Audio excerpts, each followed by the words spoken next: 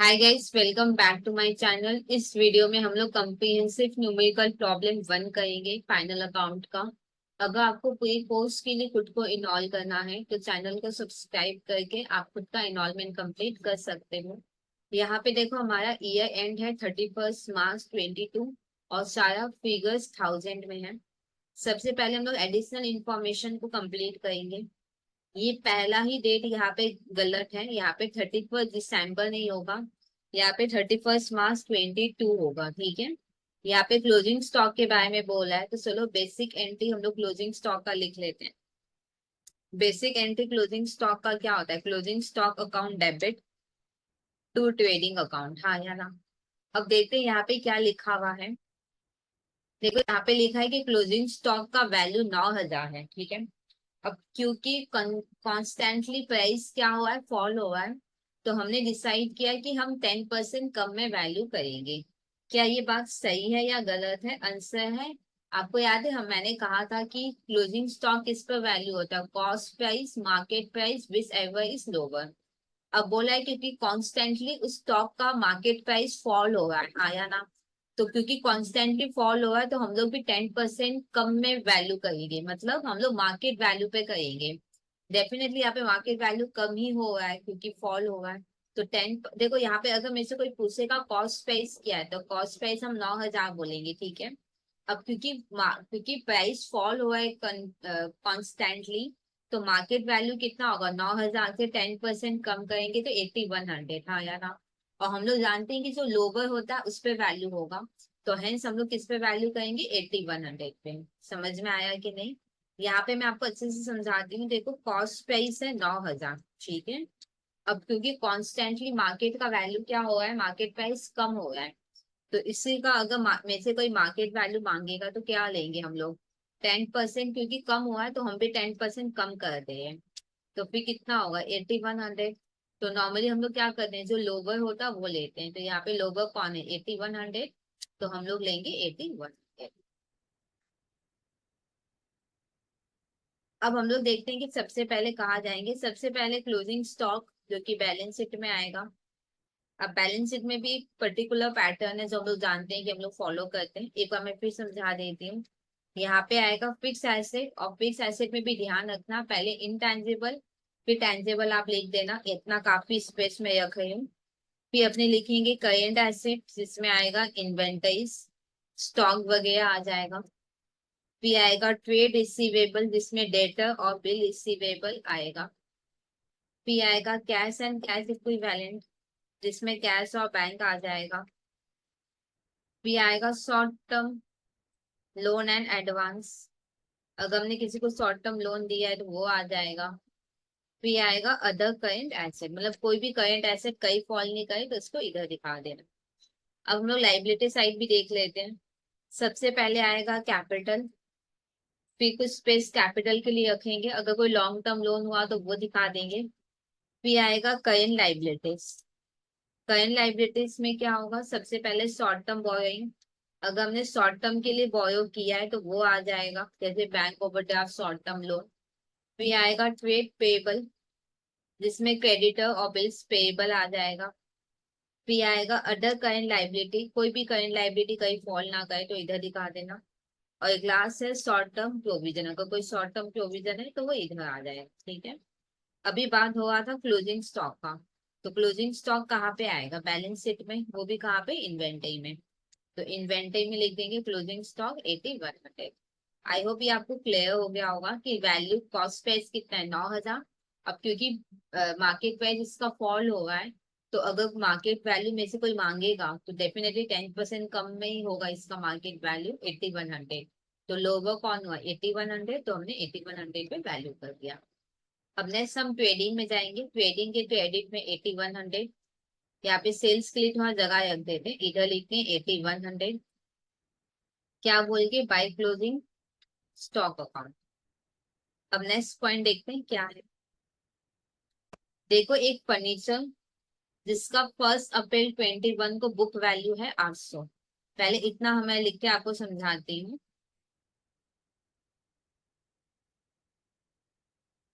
देखो, फर्नीचर जिसका book value जिसका बुक वैल्यू 1 अप्रैल 2021 को है 800। ठीक है, अब इसको मैंने सेल कर दिया 30 सितंबर 2021 को 900 में। मैंने इसको सेल कर दिया, इसको मैंने सेल कर दिया कितने में? इसको मैंने सेल कब किया? मैंने इसको सेल किया 30 सितंबर 2021 को, वो भी कितने में सेल किया? 900 में। अब क्या लिखा है, और इसको मैंने इसमें दिखा दिया, सेल डे बुक में दिखा दिया, और ये एंट्री मैंने सेल डे बुक में पास कर दिया। मैंने गलती से इसको पास कर दिया सेल्स डे बुक के थ्रू। ठीक है, ओके। अब देखो ध्यान से समझना, देखो मैं यहाँ से फर्नीचर जा आया है, बोलो हाँ या ना। मैं यहाँ से फर्नीचर जा आया है तो लिखो टू फर्नीचर अकाउंट। मैं यहाँ से फर्नीचर जा आया है तो हम लोग लिखेंगे टू फर्नीचर अकाउंट 800। फर्नीचर कब जा आया है? फर्नीचर 30 सितंबर को जा रहा है, हाँ या ना। तो हमने कुछ पीरियड फर्नीचर को यूज किया होगा, कितना महीना हमने यूज किया होगा? 4 5 6 7 8 9। हमने 6 महीना इसको यूज किया है, तो 6 महीने का डेप्रिसिएशन तो बनेगा। तो डेप्रिसिएशन अकाउंट डेबिट 800 इंटू, एक बार फर्नीचर का डेप्रिसिएशन ये देखो क्या है। फर्नीचर का डेप्रिसिएशन रेट है 10%। 10%। और क्योंकि 1 अप्रैल है और हमने 30 सितंबर तक यूज किया, मतलब 6 मंथ, तो 6/12, तो कितना होता है देखते हैं, 40। और इधर लिखेंगे हम लोग 800। अब ध्यान से समझो क्या हुआ। देखो मैं यहाँ से पुराना फर्नीचर गया तो मैंने टू फर्नीचर लिखा। अब क्योंकि 6 महीना मैंने यूज किया है तो मैंने डेप्रिसिएशन दिखाया। एक क्वेश्चन ये है कि फर्नीचर कैश में सेल हुआ है या क्रेडिट में सेल हुआ है। हमेशा ध्यान रखना, अगर आपके उस सेंटेंस में, जो सेंटेंस आपको दिया गया, अगर उसमें सेल डे बुक गिवन हो, हाँ या ना। आपको पता है sale day book credit sale के समय बनता है, हाँ या ना। तो अगर आपके सेंटेंस में सेल डे बुक दिया हो तो आप अज्यूम करना कि फर्नीचर भी क्रेडिट में ही सेल हुआ होगा। ठीक है, ये टेक्निक है, ये आपको पता होना चाहिए कि देखो मैंने फर्नीचर सेल किया है, कैश में भी कर सकते हैं क्रेडिट में भी, पर जो सेंटेंस गिवन है उस सेंटेंस में देखना कि आगे क्या लिखा है। अगर आगे सेल डे बुक लिखा हो तो आप अज्यूम करोगे कि ये फर्नीचर क्रेडिट में सेल हुआ है। ठीक है, अगर क्रेडिट में सेल हुआ है तो हम लोग क्या करेंगे, debtor for furniture account debit करेंगे, हाँ या ना। Debtor for furniture account debit कितने से करेंगे? 900 से। क्या ये बात क्लियर? अब देखो मैंने इसको सेल डे बुक में पास कर दिया। मैंने सेल डे बुक में पास कर दिया मतलब मैंने डेटर डेबिट टू सेल्स कर दिया। क्या ये बात क्लियर है या नहीं? आपको पता है सेल डे बुक कब बनता है? क्रेडिट सेल के समय। मैंने सेल डे बुक में पास कर दिया मतलब मैंने एज अ क्रेडिट सेल अपने बुक में दिखा दिया, वो भी क्या, डेटर टू सेल। कितना? सेल 900 है तो मैंने ये एंट्री कर दिया। क्या ये बात क्लियर?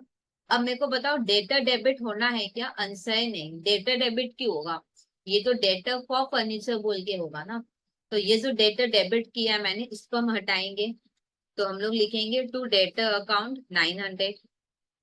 ठीक है, अब देखो मैंने सेल दिखाया है, क्या ये सेल आएगा क्या बुक में? आंसर है नहीं। गुड्स थोड़ी ना सेल हुआ है जो टू सेल आएगा, फर्नीचर सेल हुआ है तो टू फर्नीचर होगा। तो ये जो टू सेल मैंने दिखा है इसको हम हटा देंगे, सेल क्रेडिट है, हटाओगे तो डेबिट होगा। तो सेल अकाउंट डेबिट 900। क्या ये बात क्लियर? एक बार मैं फिर बोलूं, ध्यान से समझो। मैं यहाँ से फर्नीचर गया तो मैंने टू फर्नीचर 800 लिखा।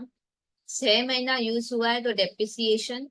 सेल हुआ है, कैश सेल माने या क्रेडिट सेल माने, आगे आप सेंटेंस पढ़ के देखो कौन सा बुक यूज हुआ है। जैसे सेल डे बुक यूज हुआ है तो आप अज्यूम करोगे यहाँ पे कि फर्नीचर क्रेडिट में सेल हुआ है, तो फिर डेटर फॉर फर्नीचर डेबिट हुआ। अब मैंने गलती से उसको सेल डे बुक में दिखा दिया, मतलब एज अ क्रेडिट सेल दिखा दिया, मतलब डेटर टू सेल दिखा दिया। मेरे को बताओ डेटर डेबिट होना चाहिए क्या? बिल्कुल भी नहीं, डेटर फॉर फर्नीचर होगा। तो इस डेटर को हम लोग हटाएंगे, और सेल भी नहीं होना चाहिए क्योंकि फर्नीचर हुआ है ना, तो इस सेल को भी हम लोग क्या करेंगे, हटाएंगे। डेफिनेटली आपका डेबिट क्रेडिट मैच नहीं करेगा। क्यों नहीं करेगा? क्योंकि अगर आपके यहाँ से फिक्स एसेट जाता है तो आपको या तो प्रॉफिट होगा या तो लॉस होगा। तो अभी जो भी गैप आ रहा होगा वो प्रॉफिट या लॉस का आ रहा होगा। एक बार चेक करो कितने का डिफरेंस आ रहा होगा। 140 का डिफरेंस आया, तो अपने को यहाँ पे प्रॉफिट हुआ है। तो अपने लिखेंगे to profit on sale of furniture account. क्या ये बात क्लियर है? यानी ओके। सबसे पहले हम लोग डेप्रिसिएशन में जाएंगे। डेप्रिसिएशन पीएल में आएगा। पीएल में लिखो to depreciation on furniture account कितना है 40। तो यहाँ पे लिख देंगे 40। फिर नेक्स्ट है डेटर फॉर फर्नीचर, हाँ या ना। डेटर फॉर फर्नीचर कहाँ जाएगा? बैलेंस शीट में। डेटर फॉर फर्नीचर कहाँ जाएगा? बैलेंस शीट में। तो बैलेंस शीट में भी कहाँ पे? ट्रेड रिसीवेबल में। तो इधर लिखो डेटर फॉर फर्नीचर कितना 900। फिर देखो सेल डेबिट हुआ है, मतलब सेल क्या हो गया? सेल क्रेडिट हो रहा है, डेबिट हुआ मतलब कम हो गया। तो सेल को कम करो यहाँ पे। यहाँ पे लिखो बाई सेल्स अकाउंट और कम करो 900 से। क्या बोल के? यहाँ पे फर्नीचर सेल हुआ था ना, तो लिखो sale of furniture. Sale of furniture. फिर यहाँ पे देखो फर्नीचर अपने में, फर्नीचर यहाँ पे क्या हुआ है? कम हुआ है। फर्नीचर को कम करो 800 से। इधर आओ, दो लाइन का जगह मैं इनटेंजिबल के लिए रख दे रही हूँ। फिर इधर लिखेंगे फर्नीचर और माइनस कितना 800। फर्नीचर कितने से कम हुआ है? 800 से। क्या बोल के हमने सेल किया था, तो लिखो सेल ऑफ फर्नीचर। हमने फर्नीचर सेल किया। फिर यहाँ पे देखो नेक्स्ट हम लोग डेटा में आएंगे। डेटा डेबिट होता है पर क्रेडिट हुआ मतलब कम हो गया। डेटा को कम करो 900 से। डेटा को कम करेंगे यहाँ पे, डेटा तो ट्रेड रिसीवेबल में आएगा। इधर लिखेंगे डेटा और कम करेंगे 900 से। क्या बोल के कम करेंगे? Data for furniture. एक्चुअली इसमें डेटा फॉर फर्नीचर इंक्लूडेड है तो वही हटाए हैं। फिर देखो प्रॉफिट ऑन सेल, ये कहाँ जाएगा? पीएल में। तो पीएल में लिखो profit on cell by profit on sale of furniture account कितना होगा? 140। तो इस तरीके से ये पॉइंट कंप्लीट हुआ। तो मैं चाहती हूँ कि फर्नीचर से रिलेटेड अब जो भी है ना सबको कंप्लीट करो लगता है, ठीक है। फर्नीचर का वैल्यू एक बार चेक करो तो ट्रायल बैलेंस में कितना है? 8,000 है। 8,000 लिखो। अब माइनस करो कितना आएगा? हमारे पास अब 7,200 का फर्नीचर है, हाँ या ना? कुछ नहीं बोला तो ये 7,200 का फर्नीचर पूरे साल भर रहा होगा। तो पूरे साल भर का डेप्रिसिएशन कितना होता है? 7,200 पे 10%, 10% ही तो था। 10% और पूरे 12 महीने का करो 720। अब ये डेप्रिसिएशन कहाँ आएगा? पीएल में। पीएल में ऑलरेडी डेप्रिसिएशन ऑन फर्नीचर लिखा है, इधर प्लस कर दो। तो इधर आ जाएगा 760। अब नेक्स्ट देखते हैं क्या पॉइंट है। ये वाला पॉइंट देखो मैंने पहले भी करवाया था, ये वापस आ गया। प्राइवेट परचेज का मतलब क्या है? कि ओनर ने खरीदा है, ठीक है। ओनर ने खरीदा है तो ओनर अपने बुक में दिखाएगा। पर देखो इसको मैंने परचेज बुक में पास कर दिया, ठीक है। देखो ओनर ने खरीदा है तो ओनर अपने बुक में दिखाएगा। पर मैंने इसको परचेज बुक में पास कर दिया। मैंने इसको परचेज बुक में पास कर दिया मतलब मतलब मैंने इसको एज अ क्रेडिट परचेज अपने बुक में दिखाया है, ठीक है। क्या एंट्री मैंने दिखाया होगा? क्रेडिट परचेज का एंट्री क्या होता है? Purchase account debit to creditor account, ये मैंने दिखाया है। कितना वैल्यू है? 200। एक चीज ध्यान रखना, प्राइवेट परचेज मतलब ओनर ने परचेज किया है तो मेरे को क्या मतलब, पर इसको मैंने परचेज बुक में दिखा दिया, मतलब एज अ क्रेडिट परचेज मैंने अपने बुक में दिखा दिया, मतलब परचेज टू क्रेडिटर कर दिया। मेरे को बताओ एक्चुअल में हम कुछ दिखाएंगे क्या? आंसर नहीं, हमने थोड़ी ना परचेज किया, ओनर ने परचेज किया है। पर हम अपने बुक में दिखा के रखें तो इन सबको हम क्या कहेंगे? बुक से हटाएंगे। क्या ये बात क्लियर है या नहीं? तो हटाओगे तो क्या होगा? परचेज डेबिट है, हटाओगे तो परचेज क्रेडिट हो जाएगा। और क्रेडिटर को कैसे हटाओगे, क्रेडिट है, हटाओगे तो डेबिट हो जाएगा। तो क्रेडिटर अकाउंट डेबिट। अब एक एक करके करते हैं। पहले क्रेडिटर है, क्रेडिटर क्रेडिट होता है पर यहाँ डेबिट हुआ मतलब कम हो गया। तो क्रेडिटर को कम करो 200 से। क्रेडिटर ट्रेड पेबल में आता है, यहाँ पे लिखो क्रेडिटर और लिखो -200। क्या बोल के, प्राइवेट परचेज। फिर परचेज को अपने लोग क्या करेंगे, कम करेंगे। तो परचेज को भी अब कम कर लेते हैं। 200 से कम करना है। ओपनिंग स्टॉक के लिए जगह रख दिया मैंने, अब इधर लिखेंगे परचेज अकाउंट और 200 से कम करेंगे। क्या बोल के, प्राइवेट परचेज। फिर नेक्स्ट पॉइंट देखते हैं क्या है। फर्नीचर का हम लोग कंप्लीट कर चुके हैं ऑलरेडी। सेल्स बुक ओवरकास्ट है, मतलब मैंने ज्यादा दिखा दिया, हाँ या ना। तो अब हम लोग सेल को क्या करेंगे, कम करेंगे। मैंने सेल को ज्यादा दिखा दिया, तो अब हम लोग सेल को क्या करेंगे, कम करेंगे। सेल को अब हम क्या करेंगे, कम करेंगे। सेल कौन से नेचर का होता है, क्रेडिट नेचर का। सेल क्रेडिट नेचर का होता है, क्रेडिट को कम करोगे तो डेबिट होगा। तो आंसर होगा सेल अकाउंट डेबिट। अब आप बोलोगे टू कुछ और लिखना है क्या। यहाँ पे ध्यान से समझना, ओवरकास्टिंग अंडरकास्टिंग कब होता है, जब आपसे टोटल में गलती होगा ना, तो या तो आप ज्यादा दिखा दोगे या तो आप कम दिखा दोगे, ठीक है या नहीं। और एक चीज ध्यान रखना कि अगर टोटलिंग में गलती हुआ है तो सिर्फ और सिर्फ वही एक्टिफाई होगा और कोई एक्टिफाई नहीं होगा। हम लोग जब एक्टिफिकेशन चैप्टर करेंगे तो वहां पे मैं और अच्छे से क्लियर कर दूंगी, पर इधर आप ध्यान रखना कि ओवरकास्टिंग अंडरकास्टिंग मतलब टोटलिंग में गलती हुआ है। तो अगर टोटलिंग में गलती हुआ है तो बस क्योंकि उसके टोटलिंग में ही गलती हुआ है, क्योंकि यहाँ पे सेल के ही टोटल में गलती हुआ है, तो सेल ही रेक्टिफाई होगा और कोई अकाउंट रेक्टिफाई नहीं होगा, ठीक है। तो सेल ज्यादा था तो मैंने सेल को कम कर दिया, सेल डेबिट हो गया। क्योंकि टोटल में गलती है तो सिर्फ जिसके टोटल में गलती है उसको ठीक करना है, तो मैंने यहाँ पे सिर्फ सेल को ठीक कर दिया। और तो देखो कुछ करना नहीं है, पर फिर भी डिफरेंस आया है। तो अपने जानते हैं कि जो डिफरेंस आएगा वो क्या बोल के आएगा, सस्पेंस बोल के। कितना वैल्यू था, 100।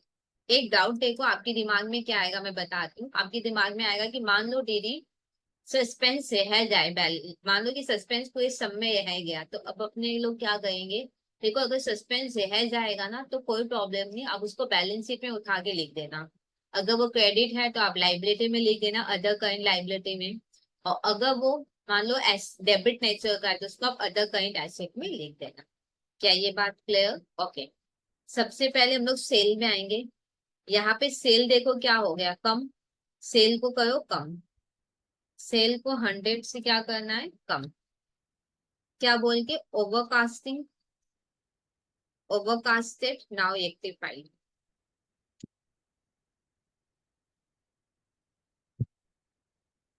फिर यहाँ पे देखो सस्पेंस है, तो एक सस्पेंस अकाउंट यहाँ पे बनाना है जो हम लोग बना के रखे हैं। एक बार चेक करते हैं कि ट्रायल बैलेंस में सस्पेंस का कोई बैलेंस है क्या। क्योंकि अगर बैलेंस है तो सबसे पहले अकाउंट में बैलेंस आएगा फिर कोई ट्रांजेक्शन आएगा। यहाँ पे चेक करो सस्पेंस का कोई बैलेंस खड़ा है क्या। एक चीज हमेशा आप ध्यान रखना कि अगर आपने सस्पेंस अकाउंट बनाया है, कोई भी अकाउंट आपने बनाया है, तो पहले आप उसका बैलेंस लिखोगे फिर कोई ट्रांजेक्शन का पोस्टिंग करोगे। हमने ट्रायल बैलेंस में सेट किया कि कोई बैलेंस नहीं है, तो ठीक है कोई बात नहीं। अब हम लोग पोस्टिंग करते हैं। सस्पेंस के क्रेडिट में 100 रुपया होगा। क्या बोल के होगा, बाई सेल्स अकाउंट।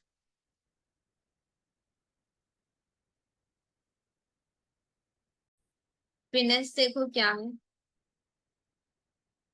देखो वेजेस आउटस्टैंडिंग है, जो कि मैंने वेजेस में तो इंक्लूड कर दिया, तो फिर किस में इंक्लूड नहीं किया होगा, आउटस्टैंडिंग बोल के इंक्लूड नहीं किया होगा।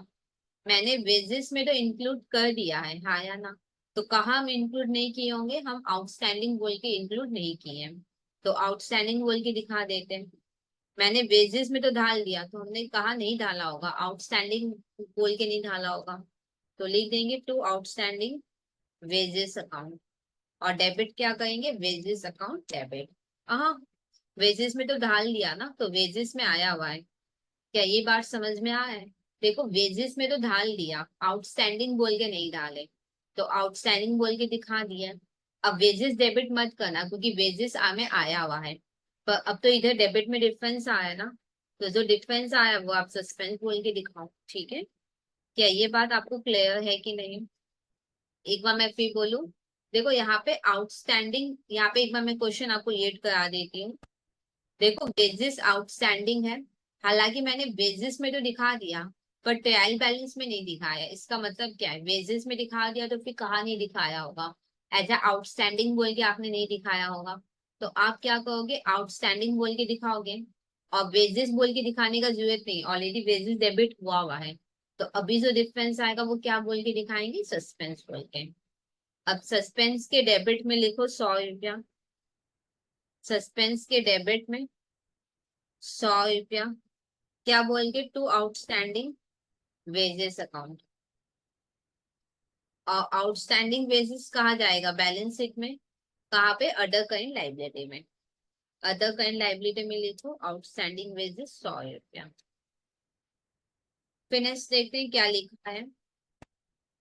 अपने को प्रोविजन बनाना है बैड डेट, 5% ऑन डेटर और डिस्काउंट ऑन डेटर पे बनाना है, ठीक है? देखो ये बनाने से पहले आप डेटर का वैल्यू देखो कितना है, एक बार चेक करो। डेटर का वैल्यू कितना है? डेटा का वैल्यू है 38,400। 38,400 है, हाँ या ना? ओके, आपको पता है ऑलरेडी कोई प्रोविजन नहीं है सम में। देखो यहाँ पे अपने को दो प्रोविजन बनाना है, ठीक है? मैं यहाँ पे टाइमलाइन बना के समझाती हूँ।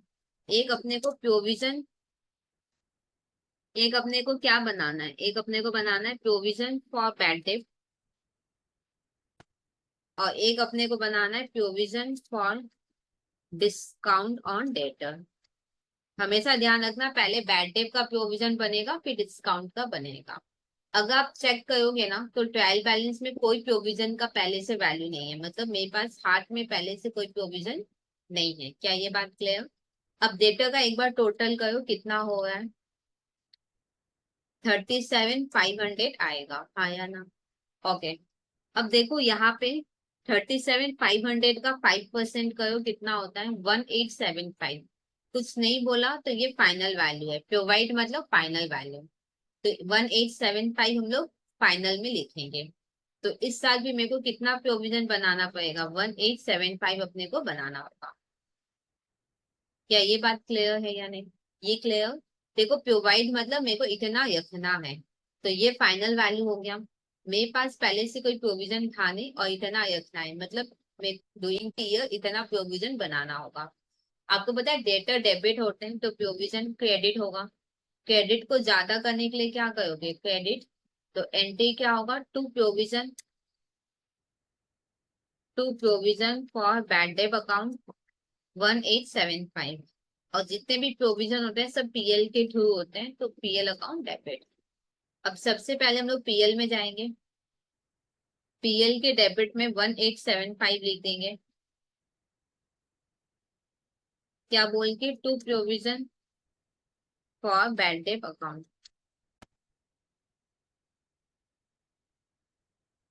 फिर नेक्स्ट देखो यहाँ पे, अब नेक्स्ट प्रोविजन के बारे में सोचना है। ये प्रोविजन कहाँ जाएगा? ये डेटर से माइनस होगा, तो डेटर में लिखो minus provision for bad date. कितना होगा देखो? प्रोविजन का अप डाउन आप मत दिखाना क्योंकि डेटर और प्रोविजन एक साथ मेंटेन हो रहा है, तो डेटर का तो आप सब कुछ दिखाना, प्रोविजन का फाइनल दिखाना। अगर आप अप डाउन दिखाते तो आप क्या लिखते हैं? पहले 0 फिर प्लस 1875, तो फाइनली कितना जाता? 1875, तो इधर लिखो 1875। अब फिर से डेटा का एक बार टोटल करो कितना आया है? 35,62,5 आएगा।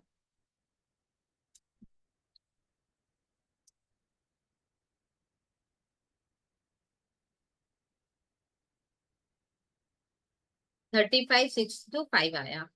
अब यहाँ पे 35,62,5 का 2.5% करेंगे कितना होगा? 891 होगा। प्रोवाइड मतलब फाइनल वैल्यू, तो यहाँ पे लिखेंगे हम लोग 891। ठीक है। अब देखो पहले कुछ नहीं था, अब 891 रखना है, इसका मतलब मेरे को डूइंग दी 891 का प्रोविजन बनाना होगा। डेटर डेबिट होता है, प्रोविजन क्रेडिट, क्रेडिट को ज्यादा करोगे तो क्रेडिट होगा। तो एंट्री क्या लिखेंगे, to provision for discount on debtor account 891 और पीएल अकाउंट डेबिट 891। क्या ये बात क्लियर? क्या ये क्लियर? प्रोवाइड मतलब फाइनल वैल्यू, और हमारे पास कुछ भी नहीं है तो हमको पूरा ही प्रोविजन बनाना है। डेटर डेबिट होता है तो प्रोविजन क्रेडिट, क्रेडिट को ज्यादा करोगे तो क्रेडिट होगा। तो टू प्रोविजन लिख देंगे और पीएल अकाउंट डेबिट। पीएल के डेबिट में लिखेंगे 891, पीएल के डेबिट में 891, क्या बोल के, to provision for discount on debtor account. फिर नेक्स्ट हम लोग प्रोविजन में जाएंगे, provision for discount on debtor, क्योंकि ये डेटर पे बनता है तो ये डेटर से माइनस हो जाएगा। तो डेटर में लिखेंगे minus provision for discount on debtor. कितना होगा देखो, आप कितना करते हैं, आप पहले 0 लिखते फिर प्लस 891 करते हैं, तो लास्ट में कितना लिखते हैं 891, तो सीधा 891 लिखते हैं। ठीक है, पूरा हम लोग दिखा नहीं सकते क्योंकि हमारे पास यहाँ पे स्पेस नहीं है, तो हम लोग क्या लिखेंगे, 0 प्लस 891 करेंगे तो फाइनल कितना आएगा 891, तो 891। ठीक है, तो इस तरीके से प्रोविजन कंप्लीट हुआ। अब देखो हम लोग का सारा एडजस्टमेंट हो गया है, अब फटाफट ट्रायल बैलेंस में आ जाओ, एक एक करके कंप्लीट करते हैं। सबसे पहले कैश दिया हुआ है, तो कैश एंड कैश इक्विवेलेंट में लिखो कैश इन हैंड 2000। फिर ओपनिंग स्टॉक है, यहाँ पे लिखेंगे to opening stock account 7000। Creditors given है जो कि है 7800। डेटर लिखना हो गया, ड्राइंग्स क्या होगा, कैपिटल से कम, कैपिटल से कम करो, माइनस ड्राइंग्स 10 to 60।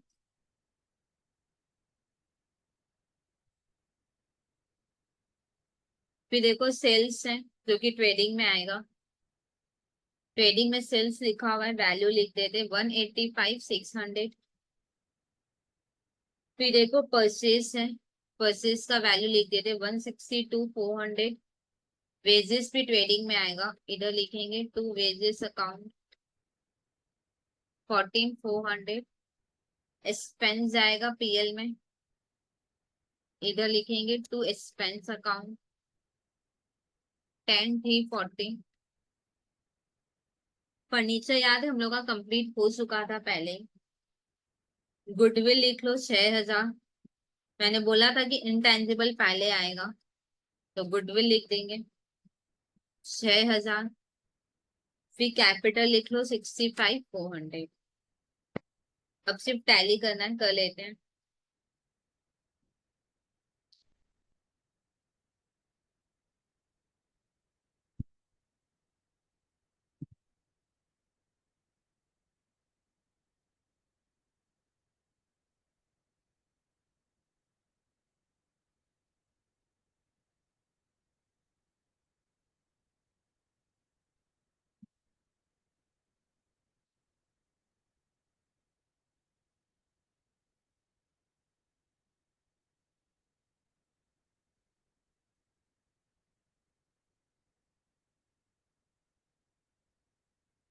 नाइन्टी 100 का डिफरेंस आएगा जो कि पीएल में जाएगा, टू पीएल अकाउंट डैश देके ग्रॉस प्रॉफिट ट्रांसफर। अब पीएल में लिखेंगे बाय ट्रेडिंग अकाउंट डैश देके ग्रॉस प्रॉफिट ट्रांसफर 90 100। इधर डिफरेंस आएगा, साफ साफ दिख रहा है, 10,000 है 9,000 है, तो इधर का टोटल ज्यादा होगा।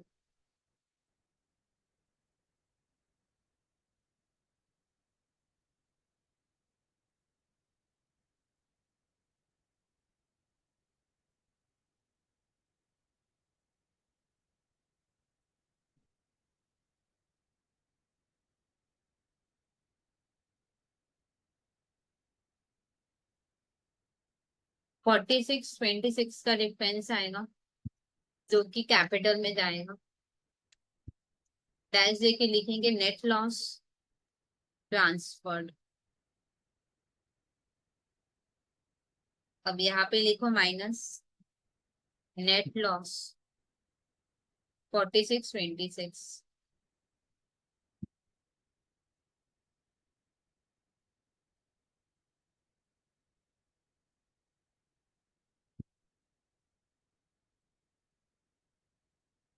इधर पहले हेडिंग्स हटा दो, शॉर्ट टर्म बॉइंग हटा दो, फिर ट्रेड पेबल हट जाएगा। अब हेडिंग्स नहीं देने अपने को। अदर करेंट लाइबिलिटी हट जाएगा, शॉर्ट टर्म प्रोविजन हट जाएगा, इन्वेंटरीज हट जाएगा, ट्रेड रिसीवेबल हटेगा, cash and cash equivalent heading हट जाएगा, short term loan and advance. आप हेडिंग ऑलवेज पेंसिल से देना, ठीक है। यहाँ पे क्रेडिटर्स का टोटल करते हैं, 7600 आएगा।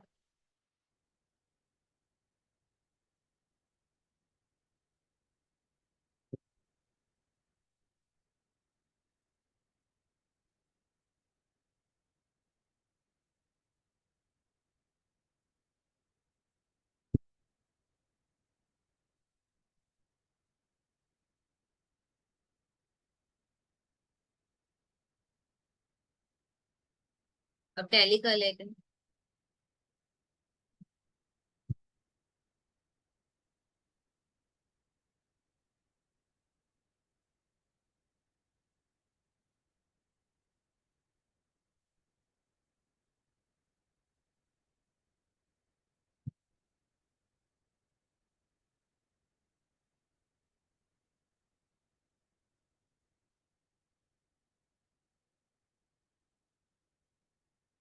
इधर देखते हैं कितना आ रहा है।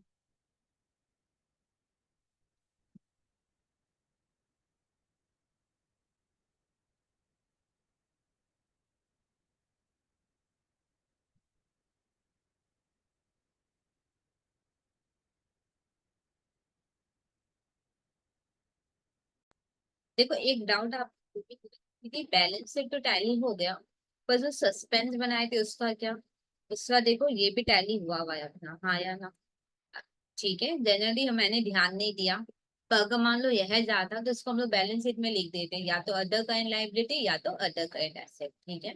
आई होप आपका सारा डाउट्स क्लियर हो गया होगा। फिर भी अगर कोई डाउट रह जाए तो आप कमेंट सेक्शन में लिख सकते हो, मैं डेफिनेटली आपके डाउट्स क्लियर करूंगी। और अगर अभी तक आपने खुद को इन्वॉल्व नहीं किया तो प्लीज प्लीज खुद को चैनल को सब्सक्राइब करके प्लीज अपना इन्वॉल्वमेंट आप कंप्लीट कर दीजिएगा। Bye bye.